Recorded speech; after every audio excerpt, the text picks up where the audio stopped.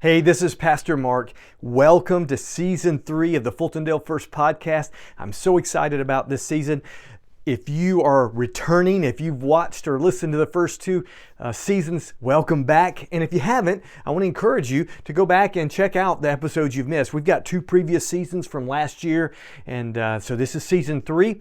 The first season was me interviewing some people, and the second season was me talking about the values of our church. So now here we're in Season 3, and we're returning to the interview style of the podcast. And what you'll hear and see is me interviewing ministry partners of our church. Those are people who we partner with as a church to help us have more of an impact in God's kingdom, in our community, and beyond. And then you'll also hear and see some interviews of people from our church, members and leaders that God is using in our church. And really the goal is to help you discover ways you can join what God is doing right here. So I'm so excited about this season. This first episode of Season 3, I welcome my friend Jackie Champion. She is a part of the Alabama Baptist Children's Home. You'll hear it referred to as ABCH in our interview and our discussion. So I'm excited about this conversation. You're going to learn through this conversation what God is doing in our state, and specifically you're going to learn about the need that exists for families and children all across our state. And better than anything else, you're going to find out how you can be a part of what God is doing. So welcome to the podcast. Welcome to Season 3, Episode 1. Now, here is the conversation. Welcome to the Fultondale First Podcast. Our mission at Fultondale First is to love God, love people, and make disciples. And this podcast is aimed to help you join that mission. Thanks for joining us for this episode. Welcome to this episode of the Fultondale First Podcast. I'm excited you are here, and I'm excited to be joined by Jackie Champion, and she is the engagement specialist for the Alabama Baptist Children's Home. And if you've been around Fultondale First for very long, you've heard that phrase, Alabama Baptist Children's Home. It's one of the ministries that we partner with. It's one of the ministries that is near and dear to us in our heart. So I don't want to, do any spoilers. So I'm gonna let Jackie talk a little bit about that. But Jackie, thank you for joining us and being on this podcast. I'm so happy to be, Mark. I love your church. Just being with y'all on a Wednesday night and seeing your Wednesday night crowd. Y'all are some special people. Y'all came alongside Valencia at our family care home and I at a very critical time and made such an impact. We will be forever grateful for you, church. Well, we're thankful to be able to be a part of that, and we're thankful for Valencia. We're thankful for you and everybody at the children's home. So first, before we even get to the children's home specifically, tell us a little bit about your story and how you got connected with the children's home. Sure, yeah. I was in foster care when I was little. I ended up being adopted by a family, unlike a family with ABCH who loves the Lord and knows the Lord. The people that adopted me did not know nor love the Lord in any shape, form, or fashion. Quite the opposite, in fact. My dad was an alcoholic. He's not a mean alcoholic, but he was absent, basically, because he was involved in his alcoholism. He also owned a coal company in Walker County, which is a thing, Walker County and their coal. Yep. So they were very well off financially, spiritually bankrupt. My mother, I was an only child. The only one they adopted was me. My mother should have never had children. The Lord closed her womb for a reason, and she stepped out of that. Would often tell me that she had me because she could buy me. Which was not untrue. I mean, she did pay for me and owned me in every sense of the word. I was about 4 when they adopted me, so I really don't remember life before them. And when you're 4 and you're in this home, you don't know that this is not just the way life is. Right. That's all you know. Right. You think everybody's life is just like this. Later learned that's not the case. That woman, bless her heart, went to her grave not knowing Jesus and was abusive in every way you can imagine, physically, emotionally, spiritually. She would, in fact, say that she hated Jesus because I loved Jesus more than I loved her. I went with my grandparents to a little Church of Christ and got a little King James Bible, and the the Holy Spirit used that little King James Bible to show me who Jesus is. Wow. And before, I had no idea that word Abba, Father, is the name of Daddy, God. I didn't know that. I was 6. But he was my daddy God at 6 years old. I could crawl up in his lap, and he loved me and held me and let me know I was not alone in the pain and in the suffering that I was enduring as a child, and did all my life until I left home. So then connecting that to the children's home, my daughter actually works at the children's home. I didn't know that. Yes, she's over the marketing department, which is like all the things that you get, all the emails, all the print pieces, all the things on social media. That's them. She's over that department. So she knew I want to be a part of that if ever there is a chance. So she found a way to let me kind of get in the door. Now, y'all, that just means that because I grew up in an abusive home, every kiddo that comes into our building to visit their parents, their bio parents, they're me. I'm them, every one of them. Yep. I can look in their eyes. I mean, I can just about spot a kid from across a room who's living in an abusive family. It just resonates with my heart, breaks my heart for them. But we know the good news is that Jesus changes everything, and that all of our families in ABCH not just have checked a box saying they're a believer, but are truly rooted in their faith and know Jesus intimately. So they're going to be sharing Jesus with those kiddos. And I mean, I just think they've hit the foster parent jackpot when they get in ABCH, because they're going to know about Jesus. And he can and wants to change their life because he loves them so much.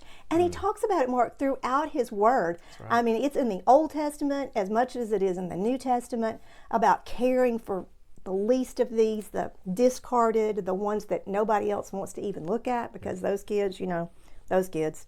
Yeah, well, I'm one of those kids, and Jesus loved me, and he loves all of the 6,000 kids in foster care in the state of Alabama. At any given time, there's 6,000. That's way too many. Yep. But he loves them, and church, he's called us to love them. That's right. And to be his hands and feet to them, and to show these kiddos who he is. They don't know. Somebody has to show them. That's us, church. That's right. Us. That is our job. So you mentioned 6,000 children in foster care in the state of Alabama. Just in Alabama. So I heard that a few years ago, and it blew my mind. Yeah. It just absolutely floored me. And so talk a little bit about that situation. Talk about the foster care system in Alabama, and talk about how ABCH does things differently. Yeah, the foster care system across the United States is completely broken. As an example, y'all, in 2024, in January of 2024, in Jefferson County, that's the largest concentration of foster kids in the states, in Jefferson County, there were 4 social workers. 4. Those young, mostly women, come out of college, bright-eyed, I'm going to change the world, this is going to be great, I'm going to take care of kids. They go to work for DHR, they think this is going to be incredible, and then they get 150 kids in their caseload. Well, there's no way. So they just come in and they go out. They burn out so fast. Difference with ABCH, our kiddos still have a DHR social worker, so we are working with the state. Right. Not ignoring them. They call us, in fact, to try to find homes for the kids because they don't ever have enough homes. Right. So we have a good relationship, good working relationship with DHR across the state. They have their DHR social workers, the foster parents do, and they have an ABCH social worker who may have 10 or 12 in her caseload. 10 or 12, 150. I mean, daylight and dark. Of course, not to mention the fact that our social workers all are coming at everything from the point of view of Jesus. Yep. So they're pouring that back into this family where the DHR social worker may not even know Jesus in the first place. And if she or he does, they may or may not be able to share that information. Right. That's the state job. So it is a whole different world. So not only do our social workers have small caseloads, and they're very one-on-one with the kids and the families, they know these families intimately, and the children. They know all about them. But we also give them anything they need. I mean, all the diapers, all the wipes, all the clothes, all the shoes, all the back to school needs, all the birthday presents that they need, Christmas presents. Let's see, what am I forgetting? High chairs, car seats, swings for newborns. I mean, if you need it or want it, we have it and give it to you. It's just, It's a big difference. it is so daylight and dark. I have heard it described this way, that foster care is hard no matter what. And it's like a foster parent is climbing up a mountain in a rainstorm. And it's bad, it's hard. But when they have ABCH coming alongside them, you've got somebody with an umbrella and a raincoat to put over you and help you up this mountain and through this rainstorm. It's still going to be hard because we're dealing with brokenness. You know, That's right. It's a broken family, it's a broken child, it's a broken world. But again, I'll keep saying, it's Jesus changes everything. That's right. He really does. He We say does. that all the time, and Yes, I but- think sometimes we say that, but we don't act like it's true. But I mean, we see it all the time in ABCH. We see children's future absolutely change. Absolutely. I mean, when you go from complete brokenness into a foster care system that offers no hope, and then all of a sudden you get placed in a home with followers of Jesus who love Jesus and love those children, that's future changing. That's right there. exactly, that's right. Oh man! And It's so I unbelievable. get excited when I think about that. Yes, So you said there's same. 6,000, roughly 6,000 Yes. kids in foster care in Alabama. In general, how many foster families are there in Alabama? You know, there's probably closer to 3,000. It's about half. So we're not doing well, people. We at ABCH take care of about 500 kiddos each year. It's not great. It's not terrible. We have this goal by 2031 that's our 140th anniversary, which is not far away now, y'all. That we want to take care of 1,000 kiddos. So we want to double that Wow. by 2031.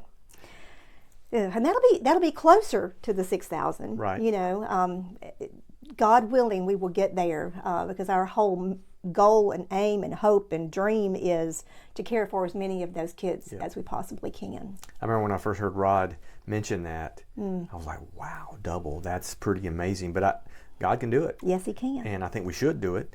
Absolutely. I mean, 500 to me, that's a lot. It is. It's a lot. And when you're talking about 3,000 foster families in the state, we've got 500 of them. That's pretty good. And I've seen God use those families. So, I guess talk a little bit about the different things that ABCH does. We were talking about fostering. Sure. Talk about maybe what that looks like, but also talk about the other ministries that ABCH is involved in. Yeah, foster care is our main thrust, of course. That's our main goal. And beyond that, we also have a thing, you mentioned Valencia. In church, you know Valencia. So you know that we have family care. And the aim and the goal with family care is to get those kiddos and those moms before they get into foster care, to try to get them back on their feet and into a relationship with Jesus and help them through that rough patch they may be in so that child can stay united with their mom instead of slipping into foster care. We have 3 of those homes across the state. Here, right down the street in right, Gardendale, and one in Alabaster and one in Mobile. So we take care of about 50 moms and their kiddos throughout the year, which is it's a beautiful ministry. It really is. The moms do not pay to live in those homes. Beautiful. If you've not been to Gardendale, let me just say that first. I'd love to take you. It's a nice home that we've retrofitted to fit 4 moms and their kiddos, with the big kitchen that they all share and a big living space that they share. Really nice place. Safe place. Valencia makes it as homey as you can possibly imagine. She is an extraordinary person and has a great testimony in and of herself. Can really speak into the lives of those moms because she is one of those moms. So that is a beautiful place that we have, those 3 homes. Those moms come out of there with parenting skills that they didn't have before they came in. They come out with budgeting skills they also didn't have. And most importantly, they come out knowing so much more about Jesus and hopefully knowing him personally. Right. That's Right. the goal and the aim. So 3 of those homes throughout the state where we do that same ministry. It's a beautiful ministry. It really is. And then we have college care, where if a child is in our care and wishes to go to college, our children never age out. Which is so sad that in the DHR world, the kiddo turns 18 and That's it. they say, well, see you later. Good luck.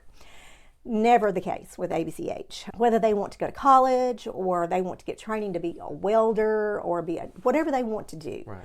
with secondary education, we will help them and we will provide the means for them to do that. The living space, the money to go to the school, the books, the food, the whatever they need, just like your family does Right. with your own kids. That's what we do with ABCH. So those 3 arms are the main thrust of ABCH.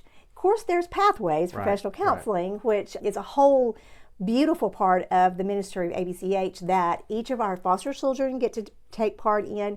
Not only the foster children, foster parents, the bio children of the foster parents, and the bio parents of the foster child. That was a lot of words. Sorry, y'all. Everybody gets to take part, Yep, yes, if they want, in the Pathways Professional Counselors. And those counselors are at least master level counselors. Yep. So and everything they do, of course, comes from a Christ-centered perspective. Yep. And no one, yes, they do have to be paid. We do have to pay our counselors. Hear me say that. But the families don't pay for that that. Those donations come from churches like yours and individuals and businesses to pay those for that counseling service. Yep. And that counseling service is available to anyone outside of the realm of ABCH, but it's primarily geared and centered towards our families and our kiddos. Right. Play therapy so that they can get to the root of the trauma that those kids have been through to help them work through that. It's a beautiful, heart-wrenching, beautiful place. It is. If you watched or listened to season 1, Michael Bozeman was on an episode of season 1, so and that's he's with Pathways, so he talked about that. So so here's what I want to ask. I want to ask a couple things, and obviously not with names and stuff, but what's a story that you can share that kind of explains the difference that ABCH makes? Now, can I have 2? Absolutely. Okay. One is about a foster kiddo and one's about a family care mom.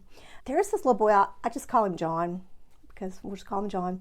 He came to us, y'all, as a 6-year-old. This little boy had basically been isolated in a room. Some food had been shoved into him, not a lot. He was malnourished and really couldn't talk. He would try to say words, but none of us could understand him. He had never been talked to. Right. No one had ever read a book with him. No one had ever colored with him. No one ever sang to him. He didn't know his ABCs. I mean, he was almost 7 when he came. Wow. I mean, he'd never been to school. He'd never really been outside of this little room that he was kept in. Remember, Alabama. We're not talking about some other state. If I told you where, Alabama. Just unbelievable. So he came, circumstances were realized, and he came out of that home, and he, by God's providence, came to a home with ABCH. Y'all, I wish I had a camera of this, of him being taken out of that room and put in the social worker's car and then being taken to this home. When I tell you he went to a beautiful home, think of the most beautiful neighborhoods you've ever seen in Alabama. And that's where he went. His family, they didn't have any children yet, just a mom and a dad, foster mom and a foster dad who loved Jesus.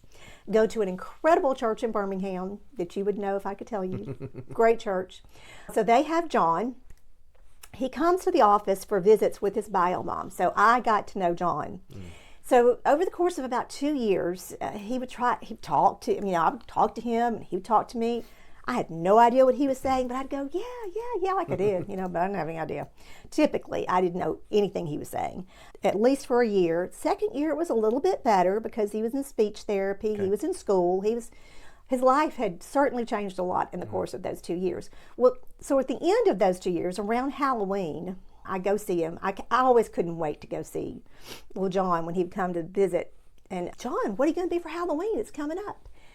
John looked at me and said, as clear as I'm saying it, Batman. And I went, oh, John, Batman, you're going to be awesome. Batman. Oh my gosh, y'all, that was like, and then he told me about his costume, and I could understand 9/10 of the Wow. words he was saying.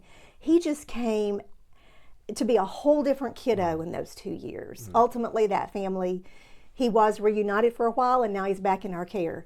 And that's kind of sadly the way it goes so often. A mom will wait till the very end of her time before her rights are about to be terminated, and she'll do one thing, and the child will go back to her and then come right back in. So they're close to adopting John. Oh, that's now. awesome. It really is. It's such a beautiful story, though, of his life just completely turned around, being with this family. Just, like I said, I would love to hear his thoughts about what he was thinking when he entered this home Right.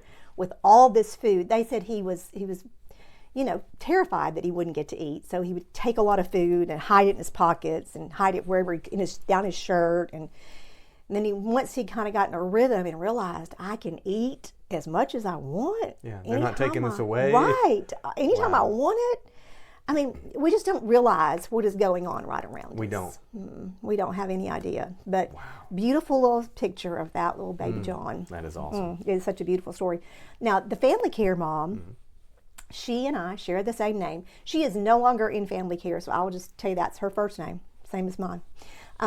She came to us with her child in foster care. So her child had been taken from her. Y'all, she worked at a gas station in Birmingham and was living in the back of this gas station, which is ultimately why she was very pregnant and was reported to DHR, and so the baby was immediately taken from her when she gave birth. Because, you don't want the baby to live in the back of a gas station. It was not even safe for her, much less for she and a baby. She was from the state of Maine and had been brought here by baby daddy and then just kind of abandoned, see you later.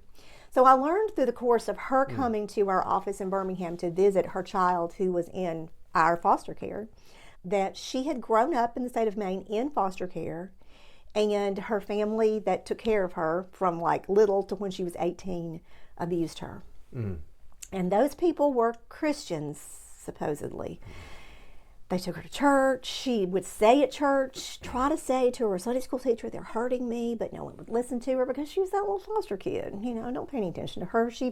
These people were apparently upstanding people in the church, and everyone just believed the adults and didn't believe the kiddo. So when she came to our office to visit her child for the first time, and she saw that Baptist in our name, she was a little bit terrified. Yeah, I can because imagine. in her mind, these are bad people, She has no family, she had to have surgery on her stomach, and she put our ABCH social worker down for her contact. She had no other contacts except for ABCH. So over the course of time, when she was there visiting with her child for 2 years, we realized that what she really needed was a safe place to live, and then she could probably be reunited with her little girl. So we put her in family care. We'd never done that before. You are supposed to have custody of your child if you're going to live in family care, but extenuating circumstances. So we did that, and that worked beautifully. She did get her child back and has since launched out on her own, and has a little trailer home and is doing very well, has a steady job. Things are moving along, and we're very, very thankful for that. That is amazing. It really is. I mean, her life is totally different than it would have been if she hadn't happened through those doors that day to visit her child at ABCH. I think about the providence of God when I hear a story like that. You mentioned it before, but I mean, just the providence of God getting her from Maine to here. I know. Because that wouldn't have happened in Maine if she had just stayed. Wow, that's amazing. It's just so many steps of Jesus saying to her, I love you. Yeah. No, but I love you. And had to get through a big wall to get to that heart of hers to hear, oh, I'm starting to see Jesus really is running after me. That's right. I mean, the Holy Spirit really did. Such a beautiful awesome. story. So, I think sometimes the need and the situations are overwhelming sometimes. Yeah. Especially when this is new, right? When you have not heard about these things and you're hearing, it's overwhelming a little bit. I mean, 6,000 children and so many in need of foster care, of help. Right. These families, these mothers that that really do need some help that can begin to make it as they learn, as they get training, but just need a little bit of help. And, I'm sure some of us have encountered people like that. So my question that I want to kind of end on is this. If someone watching or listening is burdened and they feel like, okay, God's calling me to be a part of something here, whether it be small or large, whether it be a foster parent or giving to Alabama Baptist Children's Home or anything in between, right? God's calling me to do something. How can we be a part of that? Yeah, there's so many ways you can be a part of it. And we always say everybody can do something. God might not call you to be a foster parent, but he might. He may. So if he is, y'all, please know, go to ABCH first. We will, just to give you this little background, we will get your training, we'll get you certified, we'll do your home study, we'll do everything that needs to be done according to state regulations so that you can foster. So don't go to DHR, come to us, first and foremost. That's right. And then it's as simple as having a cleaning product drive. You can just do a drive like at your school maybe, and that your kids can bring cleaning products for Valencia's family care home. We try to provide all the things the moms need while they live there. If y'all have been to the store lately and bought, cleaning products of any kind, they're very expensive. Yes, they are. Yes. Paper towel, those are also very expensive. Toilet paper, all those things. You can just do a big drive for family care and just take up products like that. That's always needed. Valencia will come to you, or I will come to you, and we will pick it up and get it to the home for the moms. That's a pretty simple thing that really anybody can do. Yeah, and you don't even have to do a drive. You could just call me and say, I got a whole big thing of paper towel. Can you come get it for Valencia? And I sure will. Absolutely. It can be that simple just to get you started on the path to help. In between, there are some opportunities for babysitting. If any of you feel led to do that, we do have some training that you take. It's about an hour long, and you can do it online. You have to do a background check because you're going to be babysitting foster kiddos. So it's a little bit involved with that, which I'd be happy to walk you through and help you get through that. Some fingerprinting to make sure you're above board, so you can help with that. That's always foster parents need a break, so babysitting is a beautiful way to give them a little break. And another thing your church could do, I think, have y'all done foster family night out? We do. We do parents night out. Parents night out, and yes. we make it available to foster parents. To foster parents too, which is a beautiful thing. That's always needed and beautiful. Something that's coming up that it's all on our minds right now is Camp of Champions. That will be at the end of May, Friday, Saturday, and Sunday. It's 28th, 29th, and 30th of May at Chaco Springs, where all of our foster kiddos come, all the foster parents, all the bio kids, all the people who are on staff at ABCH. There's about 1,500 of us that just take over. Take over Chaco. Chaco, we really do. And those 3 days, we have kind of a VBS setting for the kiddos. And the parents get to do their CEU training, their continuing education training. This year, Jed Metafield, with an amazing organization that takes care of orphans, it'll come to me, CAFO, there it is. I just couldn't think of it right then. He is over that organization, and he's going to be the one training our foster parents. So it's a beautiful time, and we always need volunteers. I am over 1 day volunteers, so if you want to just come for an hour or 3 hours and just kind of see what's going on, I'll give you a job, but mostly I'll let you look and just see what's happening in the world of foster care, in ABCH foster care world. It's a great snapshot, great picture. You could come for Saturday afternoon, Saturday evening, Friday night. There's lots of different ways you can get plugged in with camp. So love to have some of you help with that. Yeah, I would love to see some of our people do that for sure. Yeah. So if they're interested in any of these things, I'm going to put the ABCH website in the show notes and stuff like that. Is there anything else, any other thing we need to give them so that they can maybe take a step to be involved? Yeah, if you will go to the ABCH website, there is a I want to get involved, I'm interested in being involved tab, and you can fill that out. Perfect. And I didn't mention one thing. I do want to mention this briefly. Yeah. It's called Women of Compassion. It's a group that I lead within ABCH. We're just a group of giving women. We have changed it this year, and we're going to give towards a big goal. So you can decide you want to be a member of Women of Compassion and just say you're going to give an amount, whatever amount the Lord leads you to give. We're going to set our goal at 225,000, we're almost sure, for a whole year. We're going to work towards this goal of collecting things that will be for direct care needs for our kiddos, like whether that be clothes or diapers or whatever our ministry needs to buy for our kiddos, we women are going to work to fund.